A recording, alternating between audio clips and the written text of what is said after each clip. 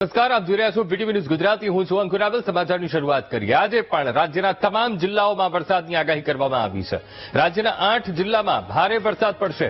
અરવલ્લી, પંચમહાલ, દાહોદ, મહીસાગરમાં ભારે વરસાદની આગાહી. તો સુરત, ભરૂચ, નવસારી અને વલસાડમાં પણ ભારે વરસાદ પડશે. તો ગાંધીનગર, ખેડા, આણંદ, વડોદરા જ્યાં વરસાદનો વર્તારો નક્કી કરવામાં આવ્યો છે. છોટાઉદેપુર, નર્મદા, ડાંગ, તાપી જિલ્લાને પણ વરસાદ ગમરોડશે. તો રાજકોટ, જૂનાગઢ, અમરેલી, ભાવનગરમાં પણ વરસાદની વકી અને ગીર સોમનાથ, બોટાદ, બનાસકાંઠા, પાટણ ત્યાં પણ વરસાદ પડશે. સાબરકાંઠા, મહેસાણા, ગાંધીનગર, ખેડા જ્યાં પણ વરસાદ વરસશે. તો આ તરફ મધ્ય ગુજરાતમાં અમદાવાદ તેમજ સૌરાષ્ટ્રની વાત કરી લઈએ. જામનગર, પોરબંદર આ જિલ્લાઓમાં પણ વરસાદની આગાહી કરવામાં આવી છે. તો ભારે વરસાદની આગાહી કરવામાં આવી છે અને આજે પણ રાજ્યમાં ભારે વરસાદની આગાહી કરવામાં આવી છે. ખાસ કરીને ઉત્તર ગુજરાત, મધ્ય ગુજરાત અને દક્ષિણ ગુજરાતમાં ભારે વરસાદની આગાહી કરવામાં આવી છે અને આ જિલ્લાઓમાં ભારે વરસાદ પડશે. આજે રાજ્યમાં ભારે વરસાદની આગાહી ને આજે પણ જે દક્ષિણ ગુજરાતના જિલ્લાઓ છે ત્યાં પણ ભારે વરસાદ, મધ્ય ગુજરાતના કેટલાક જિલ્લાઓ ત્યાં પણ વરસાદ રહેશે અને ઉત્તર ગુજરાતના ભાગોને પણ ભારે વરસાદ એ મેઘરાજા ગમરોડશે. ત્યારે વિન્ડી એપ્લિકેશનના માધ્યમથી સમજવાનો પ્રયત્ન કરીએ કે કયા કારણોસર ચોમાસું જોરદાર રીતે આગળ વધી રહ્યું છે અને જબરદસ્ત રીતે ભારે વરસાદ પડી રહ્યો છે. કઈ એવી વરસાદી સિસ્ટમ જે કામ કરી રહી છે એ સિસ્ટમને અહીંયા સમજવાનો પ્રયત્ન કરીશું વિન્ડી એપ્લિકેશનથી.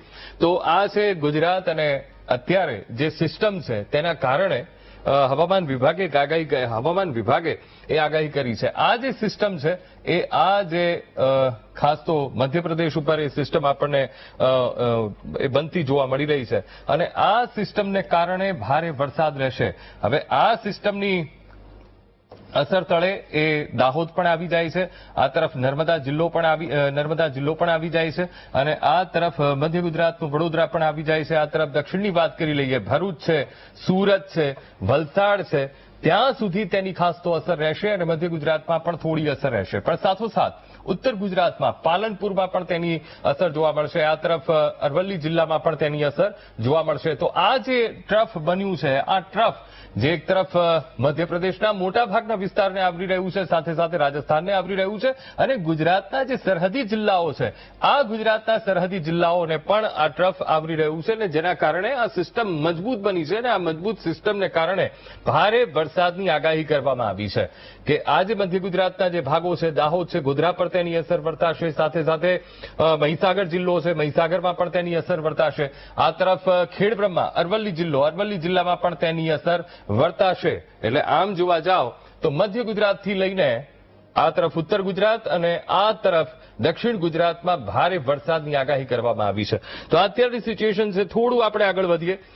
બપોરના સમયે કેવી પરિસ્થિતિ થશે? હવે વિચાર કરો, બપોરે આ ટ્રફ જબરદસ્ત રીતે એ મોટું થઈ રહ્યું છે અને મજબૂત આ સિસ્ટમ બનશે. અહીંયા તમને દેખાઈ રહ્યું હશે કે આ તરફ મધ્યપ્રદેશના આખા ભાગો એ આવરી રહ્યું છે ઇન્દોર સુધી અને આ તરફ મધ્ય ગુજરાત એ દાહોદ છે, આ તરફ બોડેલી, રાજપીપળા, નર્મદા જિલ્લો પણ આવરી લે છે અને આ જે મજબૂત જે સિસ્ટમ છે, આ સિસ્ટમને કારણે ભારેથી અતિ ભારે વરસાદ રહેશે, જેની અસર આ તરફ મધ્ય ગુજરાતના ગોધરા ઉપર પણ રહેશે, આ તરફ વડોદરા ઉપર પણ તેની અસર રહેવાની છે, આ તરફ દક્ષિણના ભરૂચ, સુરત, વલસાડ, વ્યારા ત્યાં સુધી તેની અસર રહેશે અને ખાસ તો મધ્ય ગુજરાતમાં અમદાવાદમાં પણ તેની અસર જોવા મળશે અને આ તરફના જેટલા પણ જિલ્લાઓ છે ત્યાં ભારેથી અતિ ભારે વરસાદની આગાહી કરવામાં આવી છે. પણ સૌથી મહત્વપૂર્ણ આજનો દિવસ એ છે કે આ તરફ ઉત્તર ગુજરાત એટલે કે ખેડબ્રહ્મા પર તેની અસર વધારે રહેશે એટલે ખૂબ ભારે વરસાદ એ ખેડબ્રહ્મામાં પણ પડશે.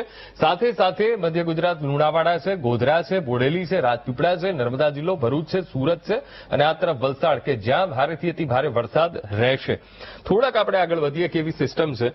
સાંજના 7 વાગ્યાની સ્થિતિ એ બતાવે છે કે આ સિસ્ટમ એ આખી મહીસાગર જિલ્લા ઉપર જબરદસ્ત રીતે જોવા મળી રહી છે.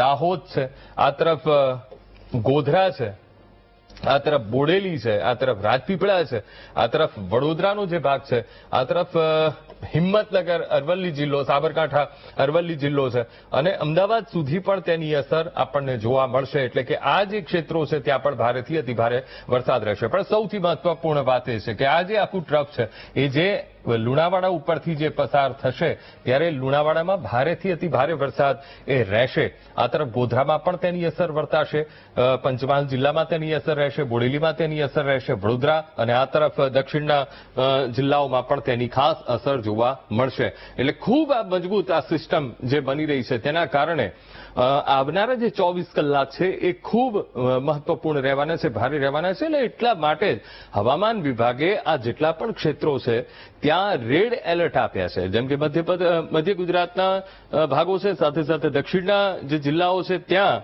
એ રેડ એલર્ટ આપવામાં આવ્યું છે. આવતીકાલની સ્થિતિ શું રહેશે? તો આવતીકાલની સ્થિતિ એ રહેશે કે ધીરે ધીરે આ જે ટ્રફ છે એ ટ્રફ આગળ વધશે અને આ ટ્રફ એ મધ્ય ગુજરાત એટલે કે અમદાવાદ શહેર અને અમદાવાદ ગ્રામ્ય ઉપર તેની અસર ખાસ જોવા મળશે. આ તમને દેખાઈ રહ્યું છે એક મજબૂત સિસ્ટમ જે અમદાવાદ ઉપર બની રહી છે અને આ લગભગ રાતની પરિસ્થિતિ છે. આજ રાતની પરિસ્થિતિ, આજ રાત્રે અમદાવાદમાં ભારેથી અતિ ભારે વરસાદ રહે, કારણ કે આ મજબૂત સિસ્ટમને કારણે આ અસર તેની રહેશે. સાથે સાથે ગ્રામ્યની વાત કરી લઈએ, વિરમગામ છે, આ તરફ ધોળકા છે અને ખાસ તો ખેડા જિલ્લો છે ત્યાં પણ તેની અસર વર્તાશે અને હિંમતનગરમાં પણ તેની અસર રહેશે. આ તરફ ઉત્તર ગુજરાતમાં પણ તેની અસર રહેશે. એટલે મહેસાણા જિલ્લો પણ આવી ગયો જ્યાં તેની અસર વર્તાશે.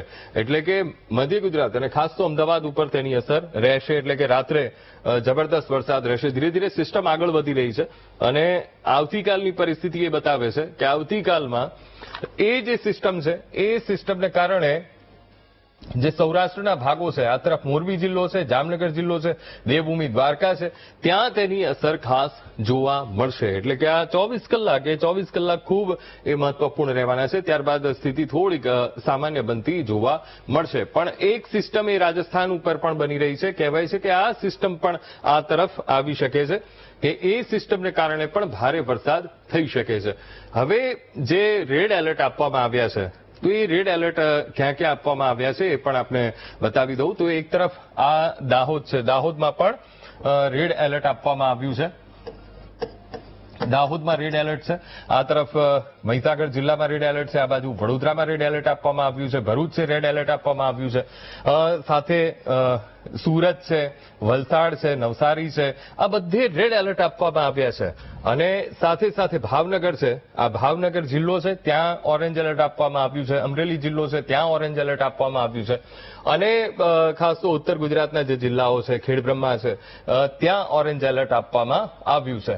હવે સ્ટેટ ફોરકાસ્ટ શું કહે છે કે જે ગઈકાલે જે અપડેટ થયું હતું એ સ્ટેટ ફોરકાસ્ટ એવું કહે છે આજે કે બનાસકાંઠા, પાટણ, મહેસાણા, સાબરકાંઠા અને સાથે સાથે ગાંધીનગર, અરવલ્લી, ખેડા, અમદાવાદ, આણંદ, પંચમહાલ, દાહોદ, મહીસાગર, આ ઉત્તર ગુજરાતના પ્રદેશ સાથે સાથે મધ્ય ગુજરાતના પ્રદેશ કે જ્યાં ભારે વરસાદ રહેશે.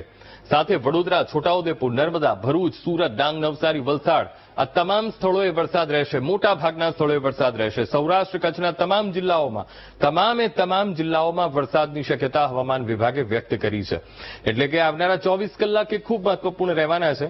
હવે જે અપડેટ ગઈકાલે સાંજે 6 વાગે આપ્યું એ અપડેટમાં શું કહે છે, 25 તારીખનો આ સમય છે અને 25 તારીખમાં બધા જ લગભગ જિલ્લાઓમાં વરસાદ છૂટો છવાયો રહેવાનો છે. મોટા ભાગના જિલ્લાઓમાં વરસાદ રહેશે. સાથે સાથે 3-4 દિવસ આ પ્રકારની પરિસ્થિતિ રહેવાની છે. હવે જ્યારે અપડેટ થશે ત્યારે જ આપણને સાચી માહિતી ખબર પડશે કે હવે આગળ ફોરકાસ્ટમાં શું કહેવામાં આવ્યું છે.